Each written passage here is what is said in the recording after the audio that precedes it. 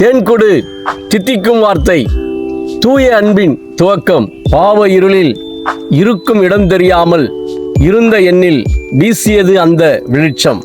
தொல்லையால் தொலைந்த என்னையும் தேடி வந்தது அந்த சந்தோஷம். நன்மை அறியாமல் நலமின்றி வாழ்ந்த எனக்கும் கேட்டது அந்த நற்செய்தி. நமக்கு ஒரு பாலன் பிறந்தார், நமக்கு ஒரு குமாரன் கொடுக்கப்பட்டார். எங்கே? சிலுவையில் கொடுக்கப்பட்டார். எதற்காக? நம் பாவம் போக்க, நம்மை மீட்க. இதுவரை இவரை மன்னிக்கவே முடியாது என்ற முடிவோடு இருக்கிறீர்களா? அவரை மன்னித்து விடுங்கள். அதுதான் உண்மையான கிறிஸ்மஸ். நம்மையே மன்னித்தாரே, இதுதான் இயேசுவின் அன்பு. இந்த தூய அன்பின் துவக்கம்தான் கிறிஸ்மஸ். இந்த அன்பு நம்மில் துவங்கட்டும், நல்ல செயலாய் மாறட்டும். கேக்கு வெட்டி இனிப்பு கொடுப்பது கிறிஸ்மஸ் அல்ல, கசப்பை வெட்டிவிட்டு அன்பை கொடுப்பதுதான் உண்மையான கிறிஸ்மஸ்.